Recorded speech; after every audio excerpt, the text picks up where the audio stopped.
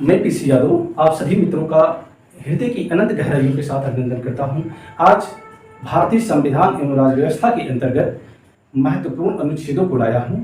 ये अनुच्छेद ऐसे हैं जो परीक्षा के लिए अति महत्वपूर्ण है। ये अनुच्छेद हमको और आपको याद करने में बड़ी कठिनाई होती है, तो अनुच्छेदों को मैं इस प्रकार से सजाया हूँ संघ और राज्य के कंपेयर में कि आपको ये अनुच्छेद बातों बातों में ही याद हो जाएंगे। आप एक बार पूरा वीडियो सुनेंगे, उसके बाद उसकी स्पीड बढ़ा के सुने, बार बार ऐसे रिवीजन करेंगे तो आपको जरूरत नहीं पड़ेगी अलग से कहीं याद करने की। तो शुरुआत करते हैं आज के महत्वपूर्ण अनुच्छेदों। अनुच्छेद 52, अनुच्छेद 52 भारत का राष्ट्रपति। अनुच्छेद 153 राज्यों के राज्यपाल। यहाँ 52, यहाँ 153। अनुच्छेद 52 क्या बताता है कि भारत का राष्ट्रपति होगा। अनुच्छेद 153 क्या बताता है, राज्यों के राज्यपाल होंगे। जिस प्रकार संघ में राष्ट्रपति पद की व्यवस्था की गई है, उसी प्रकार राज्यों में राज्यपाल पद की व्यवस्था की गई है। क्योंकि हमारा देश क्या है, संसदात्मक शासन प्रणाली के अंतर्गत है। तो संसदात्मक शासन प्रणाली में क्या होता है, एक नाम मात्र का कार्यपाल का अध्यक्ष होता है और व्यवहार में जो मंत्रिपरिषद होती है वो कार्य करती है। तो वहां राष्ट्रपति कार्यपालिका का प्रधान है और यहाँ राज्यपाल है। तो राज्यपाल राज्यों का है और देश का राष्ट्रपति है। अनुच्छेद 53 संघ की कार्यपालिका शक्ति। अनुच्छेद 154 राज्य की कार्यपालिका शक्ति। अभी हमने चर्चा की कि हमारी व्यवस्था संसदीय शासन प्रणाली है, तो संघ की कार्यपालिका शक्ति अनुच्छेद 53 में बताया गया है और अनुच्छेद 154 में राज्य की कार्यपालिका शक्ति के बारे में बताया गया है। 53, 54, 52, 53, 52, 153, 53, 154। अब यहाँ 54, 155 आप ऐसे समझिए, आपको लगेगा कि आराम से याद हो जाएगा, तो बस थोड़ा सा आपको अभ्यास करना है बस। अनुच्छेद 54 राष्ट्रपति का निर्वाचन। अनुच्छेद 155 राज्यपाल की नियुक्ति। यहाँ निर्वाचन है, यहाँ नियुक्ति है। इसका अंतर आपको हम बता रहे हैं कि ऐसा क्यों है, क्योंकि भारत के राष्ट्रपति का निर्वाचन होता है, राज्यपाल का निर्वाचन नहीं होता। राज्यपाल की नियुक्ति होती है और राज्यपाल की नियुक्ति कौन करता है, राष्ट्रपति करता है। राज्यपाल का कार्यकाल 5 वर्ष तो है, सामान्यतः उसका कार्यकाल 5 वर्ष है, लेकिन वह राष्ट्रपति के प्रसाद पर्यंत पद पर बना रहता है, अर्थात जब राष्ट्रपति चाहे तब उसको पद से हटा सकता है। तो राष्ट्रपति का निर्वाचन अनुच्छेद 54 और राज्यपाल की नियुक्ति अनुच्छेद 155। यहाँ 56, 156, यहाँ क्रम लगभग बराबर आ गया, अंतर घटा है। अनुच्छेद 56 राष्ट्रपति की पदावधि। अनुच्छेद 156 राज्यपाल की पदावधि। जो राष्ट्रपति का कार्यकाल होता है और राज्यपाल का कार्यकाल होता है, अभी हमने बताया कि राष्ट्रपति की प्रसाद पर्यंत तो पद धारण करता है, लेकिन सामान्यतः उसका कार्यकाल कितना है, 5 वर्ष। यहाँ अनुच्छेद 156 में बताया गया है कि राज्यपाल का कार्यकाल 5 वर्ष है और अनुच्छेद 56 में बताया गया है कि राष्ट्रपति का कार्यकाल 5 वर्ष है। अनुच्छेद 60, 159, 69 ये वेरी इंपॉर्टेंट अनुच्छेद हैं, इनको आप हमेशा याद करके ही जाएं। अनुच्छेद 60 क्या है, राष्ट्रपति द्वारा शपथ। अनुच्छेद 159 राज्यपाल द्वारा शपथ। अनुच्छेद 69 उपराष्ट्रपति द्वारा शपथ। 60 आप इसको ऐसे याद करें, 60, 69, 159, चाहे 60, 159, 69। 60 राष्ट्रपति द्वारा शपथ जो ग्रहण किया जाएगा उसके बारे में बताता है। 159 राज्यपाल द्वारा जो शपथ ली जाएगी उसके बारे में बताता है। और उपराष्ट्रपति 69 अनुच्छेद 69 के तहत शपथ के बारे में बताया गया है। अब यहाँ अनुच्छेद क्यों है समझिए, इन तीनों आर्टिकल के अलावा या राष्ट्रपति, राज्यपाल, उपराष्ट्रपति के अलावा भारतीय शासन व्यवस्था में जितने भी पद हैं उनका शपथ का विवरण किस अनुसूची में है, अनुसूची 3 में है। अनुसूची 3 में, अनुसूची 3 में इन तीनों के अलावा सभी पदों के शपथ का ब्यौरा दिया गया है। इन तीनों पदों के बारे में संबंधित अनुच्छेदों में इनके शपथ का ब्यौरा दिया गया है। अनुच्छेद 60 राष्ट्रपति की शपथ। अनुच्छेद 69 उपराष्ट्रपति पद की शपथ। अनुच्छेद 159 राज्यपाल पद की शपथ। अब चलते हैं अनुच्छेद 72, अनुच्छेद 161 राष्ट्रपति को क्षमादान की शक्ति। अनुच्छेद 161 राज्यपाल को क्षमादान की शक्ति। ये प्रश्न भी आता है, ये प्रश्न ऐसे पूछता है कि राष्ट्रपति को क्षमादान की शक्ति संविधान के किस अनुच्छेद के तहत दी गई, तो इसका उत्तर होगा अनुच्छेद 72। अनुच्छेद 72। अब प्रश्न ये आता है कि राज्यपाल को क्षमादान की शक्ति किस अनुच्छेद के तहत दी गई है, तो अनुच्छेद 161, 72, 161 ऐसे याद करेंगे तो आराम से याद होता जाएगा। आपको ये चीज यहाँ और बता दें कि राष्ट्रपति को जो क्षमादान की शक्ति है और राज्यपाल को क्षमादान की शक्ति में एक मेजर डिफरेंस है। डिफरेंस ये है कि ये मृत्युदंड को भी क्षमा कर देता है राष्ट्रपति, और राज्यपाल मृत्युदंड को क्षमादान की शक्ति उसको प्राप्त नहीं है। ध्यान देना, मृत्युदंड की शक्ति केवल राष्ट्रपति को प्राप्त है। और दूसरी बात समझ ले कि राष्ट्रपति जो संघ सूची है, संघ सूची से संबंधित विषयों पर जो कानून बनता है, उससे संबंधित जो उल्लंघन होता है या कुछ होता है, तो उसी पर वह क्षमादान करेगा। और इसके अलावा जो सैन्य न्यायालय होते हैं, उनसे संबंधित जो अपराधी होते हैं, उनका भी क्षमादान करने की शक्ति राष्ट्रपति को है। राज्यपाल को जो राज्य सूची का विषय है, राज्य सूची का विषय और समवर्ती सूची का विषय, इन पर अगर कहीं उल्लंघन होता है या कोई सजा होती है, इससे संबंधित जो भी अपराध होगा उसको माफ करने का अधिकार राज्यपाल को है। और ये चीज भी जान लीजिए कि क्षमादान की पावर या ताकत इनको ऐसे नहीं प्राप्त है। यहाँ राज्य मंत्रिपरिषद सलाह देता है और वहां केंद्रीय मंत्रिपरिषद सलाह देता है। दोनों की सलाह के आधार पर ही क्षमादान की शक्ति का प्रयोग किया जाता है। अनुच्छेद 74, अनुच्छेद 74 क्या है? राष्ट्रपति को सलाह देने के लिए मंत्रिपरिषद, और अनुच्छेद 163 राज्यपाल को सलाह देने के लिए मंत्रिपरिषद। यहाँ 74, 163, 74, 163 और यहाँ 72, 161, 74, 163। राष्ट्रपति को सलाह देने के लिए मंत्रिपरिषद का मतलब ये है कि हमारे देश में संसदीय शासन प्रणाली लागू है, तो जो राष्ट्रपति होगा, राष्ट्रपति को सलाह देने के लिए केंद्रीय मंत्रिपरिषद होगी और राज्यपाल को सलाह देने के लिए राज्य मंत्रिपरिषद होगी। दोनों के मंत्रिपरिषद जो जहां जहां हैं, उनकी सलाह से ही राज्यपाल और राष्ट्रपति कार्य करते हैं। अनुच्छेद 78 राष्ट्रपति को जानकारी देने के संबंध में पीएम की कर्तव्य, और अनुच्छेद 167 राज्यपाल को जानकारी देने के संबंध में सीएम की कर्तव्य। अनुच्छेद 78, 167, 78, 167। अनुच्छेद 78 राष्ट्रपति को जानकारी देने के संबंध में जो प्रधानमंत्री होगा, केंद्रीय मंत्रिपरिषद का जो मुखिया होगा, उसका जो अध्यक्ष है प्रधानमंत्री का एक नैतिक कर्तव्य है और संवैधानिक दायित्व भी है कि वह शासन से संबंधित जो भी जानकारी राष्ट्रपति लेना चाहे उसको समय समय पर उपलब्ध कराता है। यही हाल मुख्यमंत्री का है। मुख्यमंत्री का भी संवैधानिक दायित्व है। कैसा दायित्व है? संवैधानिक दायित्व है। अनुच्छेद 167 के तहत कि वह राज्यपाल जब चाहे शासन से संबंधित जो भी जानकारी चाहे उसके साथ वो साझा करे, ये बाध्यता है। अनुच्छेद 123, अनुच्छेद 213, अनुच्छेद 239 ये भी तीनों अनुच्छेद आपको कंठस्थ करना ही है। अनुच्छेद 123 क्या है? अध्यादेश जारी करने की शक्ति है। अनुच्छेद ये क्या है? ये राष्ट्रपति को अध्यादेश जारी करने की शक्ति है। अनुच्छेद 213 यहाँ 1 2 3 है, यहाँ 2 1 3 है, यहाँ पर 2 इधर कर दो, 1 बीच में कर दो, 1 2 3 2 1 3। 123 क्या है? राष्ट्रपति को अध्यादेश जारी करने की शक्ति। अध्यादेश क्या है? अध्यादेश वह पावर है, ये राष्ट्रपति को, राज्यपाल को ये विधायी पावर मिला है। कैसा पावर? विधायी शक्ति मिली है, जिसके तहत जब संसद या विधानमंडल का सत्र ना चल रहा हो, उसका सत्र ना चल रहा हो और तत्काल कानून की जरूरत हो, तब सरकार अध्यादेश लाती है, राष्ट्रपति के माध्यम से, राज्यपाल के माध्यम से। जो अध्यादेश जारी करने की पावर है 123 के तहत राष्ट्रपति को है और 213 के तहत राज्यपाल को है। लेकिन यहाँ एक चीज और आप जोड़ लें कि अनुच्छेद 239 अनुच्छेद 239 इस पर ध्यान नहीं जाता किसी का, ध्यान इन दोनों पर जाता है, 123 और 213। लेकिन 239 का भी आपकी नजर पैनी रहनी चाहिए। क्यों? क्योंकि 239 ये बताता है कि जो उपराज्यपाल है, जो संघ राज्य का प्रशासक या उपराज्यपाल हो, उपराज्यपाल जो होता है, उपराज्यपाल वही होता है जहां विधानसभा होती है, अर्थात जिस संघ राज्य में विधानसभा है वहां उपराज्यपाल होगा। तो उपराज्यपाल को भी अध्यादेश जारी करने की शक्ति है। जैसे राज्यपाल को है, राष्ट्रपति को है, ऐसे उपराज्यपाल को है। जो उपराज्यपाल को पावर है 239 के तहत है, राष्ट्रपति को 123 के तहत है और राज्यपाल को 213 के तहत है।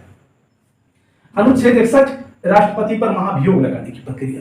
राष्ट्रपति को महाभियोग लगाने की प्रक्रिया किस अनुच्छेद में है? अनुच्छेद 61 में। यहाँ ऐसे अनुच्छेद है जिस पर आपको नजर रखना ही पड़ेगा। अनुच्छेद 63 क्या है? भारत का उपराष्ट्रपति। राष्ट्रपति पर महाभियोग कौन लगाता है? संसद लगाती है। अनुच्छेद 61 के तहत महाभियोग में विशिष्ट बहुमत चाहिए। कैसा बहुमत? विशिष्ट बहुमत, यानी कुल सदस्य संख्या का 2/3, कुल सदस्य संख्या का 2/3 बहुमत। अनुच्छेद 63 भारत का उपराष्ट्रपति, भारत के उपराष्ट्रपति के बारे में अनुच्छेद 63 चर्चा करता है। अनुच्छेद 52 भारत के राष्ट्रपति के बारे में चर्चा करता है। 52, 63। अनुच्छेद 64 राज्यसभा का पदेन सभापति। अनुच्छेद 64 ये बताता है कि जो उपराष्ट्रपति होगा वह राज्यसभा का पदेन सभापति होगा। पदेन सभापति का मतलब जो उपराष्ट्रपति के पद पर व्यक्ति कार्यरत है वही स्वतः राज्यसभा का चेयरमैन होगा। तो अनुच्छेद इसमें है, अनुच्छेद 64 में। अनुच्छेद 64 में यह बताया गया है कि उपराष्ट्रपति राज्यसभा का पदेन सभापति होगा। अनुच्छेद 65 कार्यवाहक राष्ट्रपति। कार्यवाहक राष्ट्रपति के बारे में हमने जो इसके पहले आपके साथ मैंने उपराष्ट्रपति पद का जो वीडियो साझा किया है उसमें इसके बारे में विस्तार से जानकारी हमने दिया है। आप अधिक जानकारी के लिए उस वीडियो को भी जरूर देख लें। और उस वीडियो का लिंक मैं डिस्क्रिप्शन बॉक्स में डाल। अब अगले बिंदु की तरफ बढ़ते हैं। अनुच्छेद 124, अनुच्छेद 214, अनुच्छेद 216, इन तीनों अनुच्छेदों को एक साथ पढ़ेंगे। जब एक साथ पढ़ेंगे तो क्लियर हो जाएगा, याद भी आराम से हो जाएगा। अनुच्छेद 124 क्या कहता है कि सर्वोच्च न्यायालय की स्थापना और गठन। हमारे देश में जो सर्वोच्च न्यायालय का गठन होता है, उच्चतम न्यायालय का जो गठन होगा, उसकी स्थापना होगी किस आर्टिकल में दिया गया है? अनुच्छेद 124 में दिया गया है। जैसे सर्वोच्च न्यायालय संघ स्तर पे है, वैसे ही राज्यों में उच्च न्यायालय की स्थापना की गई है, अर्थात हाईकोर्ट की स्थापना की गई है। तो हाईकोर्ट की स्थापना किस अनुच्छेद के तहत की गई है? अनुच्छेद 214 के तहत। 124, 214, अनुच्छेद 124 के तहत, अनुच्छेद 124 के तहत सर्वोच्च न्यायालय की स्थापना और अनुच्छेद 214 के तहत उच्च न्यायालय की स्थापना। अनुच्छेद 216 उच्च न्यायालय का गठन। उच्च न्यायालय का गठन से संबंधित जो प्रावधान है अनुच्छेद 216 में है, और राज्यों के लिए उच्च न्यायालय की व्यवस्था होगी, ये सेंटेंस है अनुच्छेद 214 में। आगे देखते हैं अनुच्छेद 126, अनुच्छेद 223। यहां आप देखेंगे कार्यकारी मुख्य न्यायाधीश की नियुक्ति, कार्यकारी मुख्य न्यायाधीश की नियुक्ति एससी और एससी। सर्वोच्च न्यायालय में जो कार्यकारी मुख्य न्यायाधीश होगा उसकी नियुक्ति अनुच्छेद 126 के तहत की जाएगी, और उच्च न्यायालय में कार्यकारी मुख्य न्यायाधीश की नियुक्ति अनुच्छेद 223 के तहत की जाएगी। ये कार्यकारी मुख्य न्यायाधीश क्या होता है? जैसे जो उच्च न्यायालय है उसका जो मुख्य न्यायाधीश अगर किसी कार्यवश या बीच में कहीं उसका देहावसान हो जाता है या कार्य करने में असमर्थ है, तब ऐसी परिस्थिति में वहां पर एक कार्यकारी मुख्य न्यायाधीश की नियुक्ति की जाएगी। इसका वर्णन किस अनुच्छेद में है? अनुच्छेद 223 में दिया गया है। ऐसे ही सर्वोच्च स्तर पर, सर्वोच्च न्यायालय में अगर मुख्य न्यायाधीश जो वर्तमान में कार्यरत है किसी वजह से कार्य करने में सक्षम नहीं है या कोई घटना घट जाती है, तो ऐसी परिस्थिति में कार्यकारी मुख्य न्यायाधीश की नियुक्ति का प्रावधान किया गया है। अब आगे देखते हैं अनुच्छेद 127, अनुच्छेद 224। अनुच्छेद 127 कहता है तदर्थ न्यायाधीशों की नियुक्ति सर्वोच्च न्यायालय। अनुच्छेद 224 अपर और कार्यकारी न्यायाधीशों की नियुक्ति। इन दोनों जो सेंटेंस हैं, जो अनुच्छेद हैं, इनके बारे में थोड़ी जानकारी आपको ये होनी चाहिए कि तदर्थ न्यायाधीशों की नियुक्ति केवल सर्वोच्च न्यायालय में की जाती है, उच्च न्यायालय में नहीं की जाती। और उच्च न्यायालय में जो अपर और कार्यकारी न्यायाधीश नियुक्त किए जाते हैं, ये केवल उच्च न्यायालय में नियुक्त किए जाते हैं, उच्चतम न्यायालय में नियुक्त नहीं किए जाते। क्यों? इसका अंतर ये समझें कि जो तदर्थ न्यायाधीश की नियुक्ति की जाती है किस परिस्थिति में की जाती है उच्चतम न्यायालय में? उच्चतम न्यायालय में एक होता है कोरम, गणपूर्ति। अगर गणपूर्ति पूरी नहीं हो पा रही है, जो वहां का निर्धारित कोरम है, अगर वो पूरा नहीं हो पा रहा है, तो राष्ट्रपति तदर्थ न्यायाधीशों की नियुक्ति करता है। किसकी? तदर्थ न्यायाधीशों की नियुक्ति करता है। ये तदर्थ न्यायाधीश नियुक्त कौन होंगे? राज्यों के जो उच्च न्यायालय हैं वहां के जो न्यायाधीश हैं, ऐसे न्यायाधीश जो उच्चतम न्यायालय में न्यायाधीश बनने की पात्रता रखते हैं, ऐसे न्यायाधीश जो उच्चतम न्यायालय में न्यायाधीश बनने की पात्रता रखते हैं, उनका चयन तदर्थ न्यायाधीश के रूप में किया जाएगा। तो ये अनुच्छेद 127 में है। अपर और कार्यकारी न्यायाधीशों की नियुक्ति यहां किस परिस्थिति में की जाएगी? अनुच्छेद 224 के तहत यहां उस परिस्थिति में की जाएगी जैसे किसी उच्च न्यायालय में वर्कलोड बढ़ जाए, मतलब कार्य इतना बढ़ जाए कि वहां जो संख्या है, निर्धारित संख्या है, वो कार्य करने में असमर्थ हो, तो ऐसी परिस्थिति में वहां अपर या कार्यकारी न्यायाधीश की नियुक्ति की जाएगी। कहां? उच्च न्यायालय में। तो अब समझ में आ गया होगा आपको कि तदर्थ न्यायाधीश की नियुक्ति कहां की जाती है? उच्चतम न्यायालय में, और अपर या कार्यकारी न्यायाधीशों की नियुक्ति की जाती है उच्च न्यायालय में। जहां अनुच्छेद 127 के तहत तदर्थ न्यायाधीश नियुक्त किए जाते हैं, वहीं अनुच्छेद 224 के तहत अपर या कार्यकारी न्यायाधीशों की नियुक्ति उच्च न्यायालय में की जाती है। अनुच्छेद 129, अनुच्छेद 215, ये क्या है? अनुच्छेद 129 में एससी का अभिलेख न्यायालय होना, अनुच्छेद 215 एससी का अभिलेख न्यायालय होना। अभिलेख न्यायालय किसे कहते हैं? अनुच्छेद 129 ये कहता है कि जो सर्वोच्च न्यायालय है, माननीय सर्वोच्च न्यायालय, एक अभिलेख न्यायालय के रूप में जाना जाएगा। अभिलेख न्यायालय का तात्पर्य यहाँ ये है कि सर्वोच्च न्यायालय जो डिसीजन देता है, जो निर्णय देता है किसी भी विषय पर, वो निर्णय अभिलेख के रूप में सुरक्षित रहेंगे। भविष्य में अगर कोई केस या कोई वाद बनता है, कहीं भी बनता है, तो वह एक नजीर के रूप में होगा, ये उदाहरण के रूप में होगा, वही है अभिलेख। तो अभिलेख न्यायालय के रूप में सर्वोच्च न्यायालय भी है और अभिलेख न्यायालय के रूप में उच्च न्यायालय भी। अनुच्छेद 129 के तहत सर्वोच्च न्यायालय अभिलेख न्यायालय के रूप में है, वहीं अनुच्छेद 215 के तहत उच्च न्यायालय भी अभिलेख न्यायालय के रूप में है। अब देखते हैं अनुच्छेद 32। अनुच्छेद 32 क्या बताता है? एससी द्वारा मूल अधिकारों के उल्लंघन पर सुनवाई।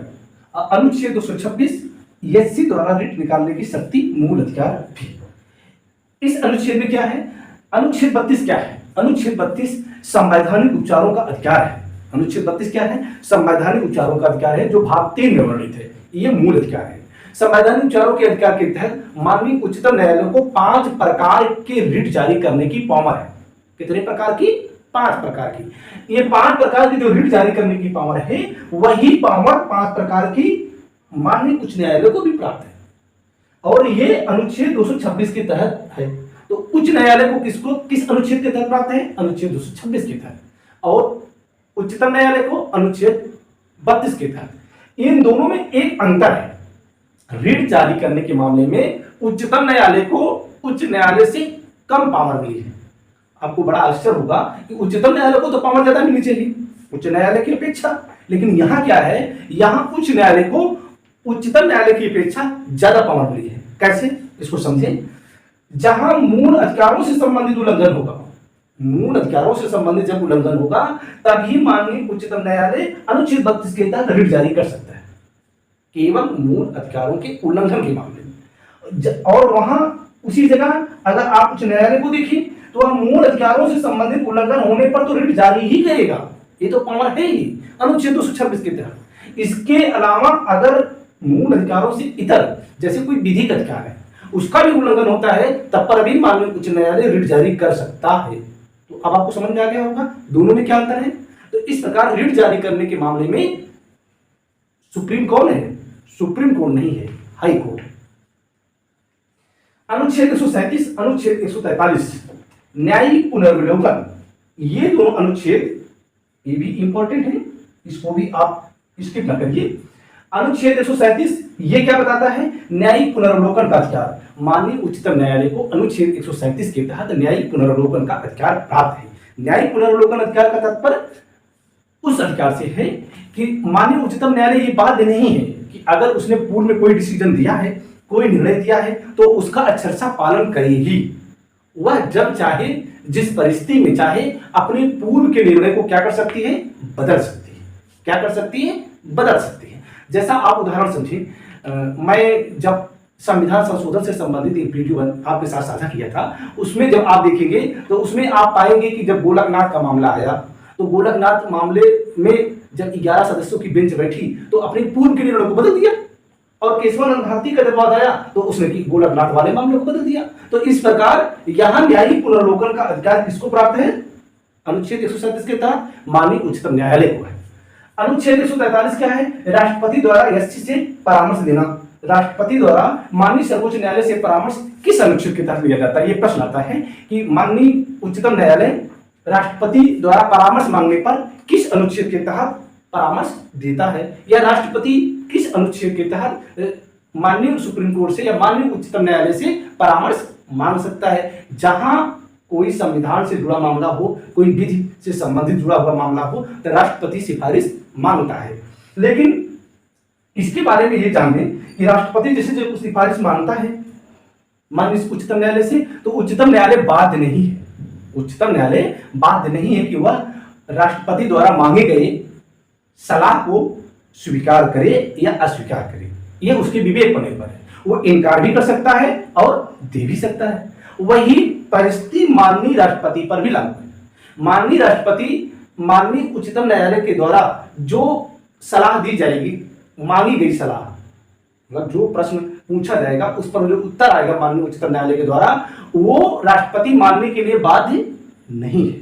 उसकी इच्छा, अगर वो चाहे स्वीकार करे या उसकी इच्छा ना कहे तो ना स्वीकार करे। इस प्रकार दोनों वहां ऐच्छिक है, वो मानने के लिए बाध्य नहीं है, वो देने के लिए बाध्य नहीं है। अनुच्छेद 143 के तहत राष्ट्रपति द्वारा सर्वोच्च न्यायालय से परामर्श लेना। अनुच्छेद 76 क्या है? अनुच्छेद 76 भारत का महान्यायवादी होगा अनुच्छेद 165 राज्य का महाधिवक्ता होगा। महान्यायवादी महाधिवक्ता, जैसे संघ में महान्यायवादी होता है वैसे ही राज्य में महाधिवक्ता होता है। अनुच्छेद 76 जहां महान्यायवादी के बारे में बताता है, वही अनुच्छेद 165 माननीय महाधिवक्ता के बारे में बताता है। महाधिवक्ता कहां होता है? राज्यों में। और महान्यायवादी कहां होता है? संघ में। महान्यायवादी और महाधिवक्ता के बारे में जाने कि ये राष्ट्रपति के प्रसाद पर्यंत पद पर रहते हैं। प्रसाद पर्यंत का मतलब उनकी कृपा पर राष्ट्रपति जब चाहे, जिस समय चाहे इनको उनके पद से हटा सकते हैं। इनका कोई कार्यकाल निश्चित नहीं, कोई कार्यकाल ऐसा नहीं। जैसे हमने बताया कि राज्यपाल का कार्यकाल सामान्यतः 5 वर्ष है, लेकिन वह भी अपने पद पर राष्ट्रपति के प्रसाद पर्यंत पर ही बना रहता है। यहाँ ये प्रसाद पर्यंत पर बने रहते हैं, लेकिन इनका कोई सामान्यतः कार्यकाल निर्धारित नहीं है। दोनों की बात कर रहे हैं, महाधिवक्ता की और महान्यायवादी की। जहां महान्यायवादी की नियुक्ति राष्ट्रपति के द्वारा की जाती है अनुच्छेद 76 के तहत, वहीं महाधिवक्ता की नियुक्ति माननीय राज्यपाल के द्वारा अनुच्छेद 165 के तहत की जाती है। ये दोनों क्या है? ये माननीय उच्चतम न्यायालय या उच्च न्यायालय में सरकार की तरफ से अपना पक्ष रखते हैं, पैरवी करते हैं। तो ये जैसे हम लोग कोई मामला फंसता है, कोर्ट में जब जाते हैं, न्यायालय में जाते हैं, तो अपनी तरफ से वकील रखते हैं। तो वैसे ही सरकार भी एक विधि अधिकारी के रूप में महान्यायवादी और महाधिवक्ता को रखती है। अब हम देखते हैं अनुच्छेद 79। अनुच्छेद 79 संसद का गठन है। अनुच्छेद 168 विधानमंडल का गठन है। जैसे संघ में संसद का गठन होता है, वैसे राज्यों में विधानमंडल का गठन होता है। संसद 3 लोगों से मिलकर बनती है, राष्ट्रपति, लोकसभा और राज्यसभा। संसद किससे किससे मिलकर बनती है? अगर कभी प्रश्न ये भी आ जाए कि संसद के कौन कौन से भाग हैं या संसद किससे मिलकर बनती है, तो वहां ये दे देगा विकल्प लोकसभा प्लस राज्यसभा, दे देगा राष्ट्रपति प्लस लोकसभा, या लोकसभा प्लस राज्यसभा प्लस राष्ट्रपति। अगर एक ऐसा विकल्प होगा जहां राष्ट्रपति प्लस लोकसभा प्लस राज्यसभा, तो वह विकल्प सही होगा। तो संसद किससे मिलकर बनती है? राष्ट्रपति के साथ लोकसभा और राज्यसभा। लेकिन प्रश्न ये आता है कि संसद के कितने सदन हैं? तब वहां आप 2 बताएंगे, कौन कौन? लोकसभा और राज्यसभा। सदन जब पूछे तो लोकसभा राज्यसभा, और संसद पूछे कि संसद किससे मिलकर बनता है, तो राष्ट्रपति भी उसमें जुड़ जाता है। तो अनुच्छेद 79 के तहत संसद का गठन, अनुच्छेद 168 के साथ विधानमंडल का गठन। जैसे संसद का गठन वहां होता है, वैसे यहाँ विधानमंडल का गठन होता है। आगे अनुच्छेद देखते हैं, अनुच्छेद 80, अनुच्छेद 169। अनुच्छेद 80 को देखते हैं तो राज्यसभा की संरचना है। अनुच्छेद 169 विधान परिषद को स्थापित और समाप्त करने के बारे में है, और अनुच्छेद 171 विधान परिषद की रचना व गठन के बारे में। यहाँ जो राज्यसभा की संरचना है, जो हमारी संसद का अपर हाउस है, जो उच्च सदन है, राज्यसभा की जो रचना है, उसका संगठन है, उसका गठन है, वो किस अनुच्छेद के तहत है? अनुच्छेद 80 के तहत है। और अनुच्छेद 169 ये प्रश्न आता है, ये प्रश्न बार बार पूछता है कि विधान किसी भी राज्य में विधान परिषद का सृजन या समापन संविधान के किस अनुच्छेद के तहत कौन करता है? प्रश्न ये आता है। तो इसका उत्तर यह है कि अनुच्छेद 169 के तहत विधान परिषद का सृजन या समापन माननीय संसद द्वारा किया जाता है। किसके द्वारा? संसद के द्वारा। संसद ही ऐसी पावर है, उसको दी गई है संसद को, कि वही विधान परिषद का सृजन करे और वही समापन करे। ध्यान ये देना है कि विधान परिषद का जो सृजन किया जाएगा, जो समापन किया जाएगा, वो साधारण विधि के तहत किया जाएगा। संशोधन तो होगा, संविधान संशोधन होगा, लेकिन वह साधारण विधि के तहत होगा। मतलब वहां विशेष बहुमत की जरूरत नहीं है। अनुच्छेद 171 विधान परिषद की रचना व गठन के बारे में है। आगे देखते हैं अनुच्छेद 81 लोकसभा की संरचना, अनुच्छेद 170 विधानसभा की संरचना व गठन। जैसे संघ में लोकसभा होती है, वैसे राज्य में विधानसभा होती है। तो अनुच्छेद 81 के तहत लोकसभा की संरचना है। लोकसभा की जो अधिकतम सदस्य संख्या जो निर्धारित है, वो 552 है। कितना है? 552 है। वर्तमान समय में 545 है। लेकिन एक बात और इसको समझिए, जब 545 है तो उसमें 543 प्लस 2, 543 निर्वाचित है, प्लस 2 आंग्ल भारतीय समुदाय के द्वारा मनोनीत है। लेकिन अब क्या है? आंग्ल भारतीय सदस्यों का जो मनोनयन होगा अब नहीं होगा, क्योंकि जो 10 वर्ष के लिए इनका आरक्षण चल रहा था, अभी जो संविधान संशोधन किया गया है उसमें एससी के लिए तो किया गया है, पर आंग्ल भारतीय समुदाय के लिए नहीं किया गया है। तो इस प्रकार वर्तमान समय में अगर पूछा जाए कि कुल कितने सदस्य लोकसभा में हैं तो आप 543 ही बताएंगे। ये 543 और 545 में क्लियर समझ लें। आगे है विधानसभा की संरचना व गठन। विधानसभा की संरचना व गठन अनुच्छेद 170 के तहत है। अब दोनों को अनुच्छेद जब पढ़ते चलते हैं तो इसको याद करने में आपको समझ में आ गया होगा कि किस प्रकार से इसको हमने परिसरण करके एक जगह इकट्ठा किया है। तो इसको जब याद करेंगे, जब पढ़ेंगे तो अपने आप कंठस्थ होता चला जाएगा और बार बार आप इसको रिवीजन करते रहिए। अनुच्छेद 105 सांसदों के विशेषाधिकार, अनुच्छेद 194 विधायकों के विशेषाधिकार। विशेषाधिकार क्या है? कुछ इनको स्पेशल अधिकार दिया गया है, विशेष अधिकार दिया गया है। किसको? सांसदों को और विधायकों को। अनुच्छेद 105 जहां सांसदों के बारे में है, वहीं अनुच्छेद 194 विधायकों के बारे में है। विशेषाधिकार का तात्पर्य ऐसे है जैसे कोई संसद सदस्य है या विधायक है, वो संसद सत्र चल रहा हो या विधानमंडल का सत्र चल रहा हो तो 40 दिन पूर्व या 40 दिन बाद किसी भी सिविल मामले में उसको गिरफ्तार नहीं किया जा सकता है। और जैसे वो संसद के अंदर या विधानमंडल के अंदर जो कुछ भी बयान देता है, कुछ भी बोलता है, उसके खिलाफ कहीं भी कोई मुकदमा पंजीकृत नहीं हो सकता। बिना जब सत्र चल रहा हो उस समय बिना अध्यक्ष की अनुमति के उस पर कोई कार्रवाई या गिरफ्तारी नहीं हो सकती। ऐसे कुछ इनके विशेषाधिकार सांसदों के और विधायकों के हैं। और जैसे विशेषाधिकार का जब हनन होता है, मान लीजिए किसी सांसद का विशेषाधिकार का हनन हो गया तो उसकी सजा कौन करे? सजा कौन देगा? कौन उसकी सुनवाई करेगा? वहां सुनवाई उच्चतम न्यायालय, उच्च न्यायालय नहीं करेगा, वहां संबंधित सदन का पीठासीन करेगा। जैसे लोकसभा अगर सदस्य है तो लोकसभा अध्यक्ष सुनवाई करेगा, राज्यसभा सदस्य है तो राज्यसभा का चेयरमैन करेगा। ऐसे ही विधानमंडलों में भी है, तो जो संबंधित पीठासीन होगा उससे संबंधित वो सुनवाई करेगा और सजा भी देगा।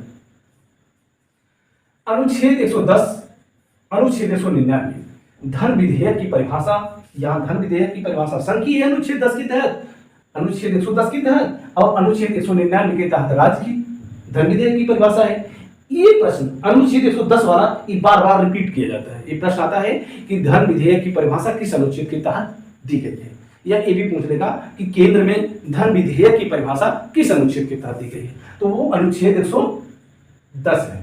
110 में धन विधेयक की परिभाषा बताई गई है और धन विधेयक कैसे पारित किया जाएगा ये अनुच्छेद 109 बताया गया है। धन विधेयक के बारे में एक ये भी समझ लें कि धन विधेयक को प्रमाणित करने का अधिकार लोकसभा अध्यक्ष को है। लोकसभा अध्यक्ष जिसको चाहेगा, जिस विधेयक को चाहेगा, अगर वह बता देता है कि यह धन विधेयक है तो वह धन विधेयक माना जाएगा और उसका जो आगे की प्रक्रिया होगी वो धन विधेयक के मामले की तरह निस्तारित की जाएगी। धन विधेयक के साथ एक और बात है कि वह राष्ट्रपति की पूर्व अनुमति के द्वारा पेश किया जाता है और जब वह संसद के दोनों सदनों द्वारा पारित कर दिया जाता है, राष्ट्रपति उस पर अनुमति देने के लिए बाध्य है धन विधेयक के मामले में। अब आगे देखते हैं अनुच्छेद 111, अनुच्छेद 200। अनुच्छेद 111 के तहत विधेयकों पर राष्ट्रपति की अनुमति। प्रश्न ये आता है कि विधेयकों पर राष्ट्रपति की अनुमति संविधान के किस अनुच्छेद के तहत है? अर्थात राष्ट्रपति जो विधेयकों पर अपनी अनुमति देता है संविधान के किस अनुच्छेद के तहत देता है? तो अनुच्छेद 111 के तहत राष्ट्रपति अनुमति देता है और राज्यपाल अनुच्छेद 200 के तहत, अनुच्छेद 200 के तहत राज्यपाल अनुमति देता है। कई मामले ऐसे हैं जहां राष्ट्रपति और राज्यपाल को कोई विकल्प नहीं है, जैसे संविधान संशोधन है, धन विधेयक है, वहां तो उनको स्वीकृति देना ही देना है। लेकिन जैसे जो साधारण विधेयक है वहां पर वह एक बार वापस कर सकता है, एक बार फिर से विधानमंडल को या संसद को रिटर्न कर सकता है। अब आगे देखते हैं अनुच्छेद 112, अनुच्छेद 202। अनुच्छेद 112 क्या है? वार्षिक वित्तीय विवरण संघ। अनुच्छेद 202 वार्षिक वित्तीय विवरण राज्य। वार्षिक वित्तीय विवरण का मतलब क्या है? वार्षिक वित्तीय विवरण का मतलब बजट से है।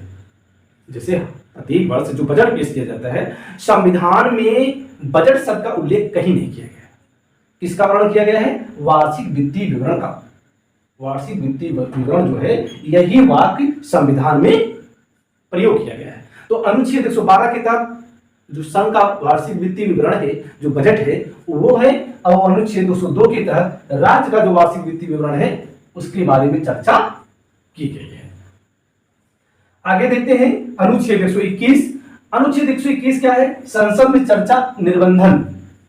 अनुच्छेद 211 विधानमंडल में निर्बंधन। ये क्या है?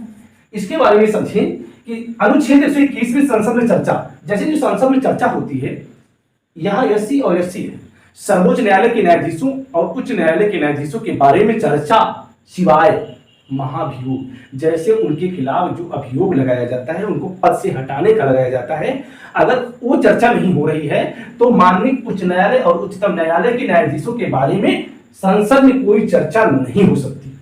ये वर्णन किया गया है अनुच्छेद 121 में 121 में। ऐसे ही विधानमंडल में भी सर्वोच्च न्यायालय और उच्च न्यायालय के न्यायाधीशों के बारे में कोई चर्चा नहीं हो सकती अनुच्छेद 211 के तहत। अनुच्छेद 121 और 211 अगर आप ऐसे याद करिए, देखिए यहाँ 121 है, यहाँ 211 है, 2 को इधर कर दीजिए, हिसाब बराबर। अनुच्छेद 280 वित्त आयोग एक संवैधानिक पद है, एक संवैधानिक संस्था है। वित्त आयोग अनुच्छेद 280 के तहत, अनुच्छेद 280 के तहत वित्त आयोग का गठन किया जाता है। अनुच्छेद 243 आई, अनुच्छेद 243 वाई, राज्य में जो पंचायत है, जो नगर पालिका है, इनके लिए भी अलग से वित्त आयोग के गठन की बात की गई है। ये मूल संविधान में उसका वर्णन नहीं किया गया था, ये 73वें और 74वें संविधान संशोधन के द्वारा इनको डाला गया संविधान में। तो अनुच्छेद 280 के तहत जो संघ का जो वित्त आयोग है भारत सरकार का 280 के तहत है, और 243 आई के तहत पंचायत का है, 243 वाई के तहत नगर पालिका का है। अगर इसको इसे मान लीजिए 280 तो आपको याद हो जाएगा, पर 243 आई वाई में हो सकता है आप कंफ्यूज हो जाए, तो इसको ऐसे याद करिए, आई वाई फाई, आई वाई फाई, फाई का मतलब फाइनेंशियल, तो आई क्या है? पंचायत का है, वाई क्या है? नगर पालिका का है, फाई फाइनेंस से संबंधित, अर्थात जो पंचायत से संबंधित है, नगर पालिका से संबंधित जो ये बनाया गया है वित्त आयोग, अनुच्छेद 243 आई, अनुच्छेद 243 वाई के तहत संविधान में दर्ज है। तो इस प्रकार आज हमने संविधान के उन अनुच्छेदों की चर्चा की जिनको आप संघ और राज्य को मिलाते हुए पढ़ें। संघ और राज्य को मिलाते हुए पढ़ें तो ये आसानी से याद हो जाते हैं। ये आप, जैसा कि मैं बार बार बता रहा हूं कि इन अनुच्छेदों को आप बार बार रिवीजन करिए, बार बार पढ़िए। आप वीडियो को पूरा देखिए, पहले ही राउंड में आपको 50% अनुच्छेद याद हो जाएंगे, और जो बचेंगे आप उसको स्पीड बढ़ा करके पूरा से लिखते जाइए। जब कई बार इसको देखेंगे तो आपके जुबान पे ये अनुच्छेद रहेंगे। जब कोई चर्चा करेगा वित्त आयोग का गठन, तो आप बताएंगे 280, 243 आई वाई, ये बता देंगे। जैसे यहाँ कोई बताता है अनुच्छेद 79 संसद का गठन, तो आप बता देंगे अनुच्छेद 168 विधानमंडल का गठन। तो ये जब कंपेयर करके पढ़ेंगे, दोनों साथ साथ पढ़ेंगे, तुलना करके पढ़ेंगे, तो इससे आपको अनुच्छेदों को याद करने में ज्यादा दिक्कत नहीं होगी। तो बस आज की सेवा यहीं तक। चलते चलते एक रिक्वेस्ट आपसे कर रहे हैं कि आप इस वीडियो को अपने मित्रों के बीच में अधिक से अधिक शेयर करें, और वीडियो से संबंधित जो भी सुझाव होगा वो हम स्वीकार करेंगे। आप सुझाव कमेंट बॉक्स में जरूर दीजिए। इस वीडियो के डिस्क्रिप्शन बॉक्स में टेलीग्राम का भी लिंक है, आप उस लिंक पर जाकर के टेलीग्राम से आप जुड़ सकते हैं, हमारे साथ संवाद बना सकते हैं। इसके साथ ही आपसे विदा होने की अनुमति चाहते हैं। जय हिंद।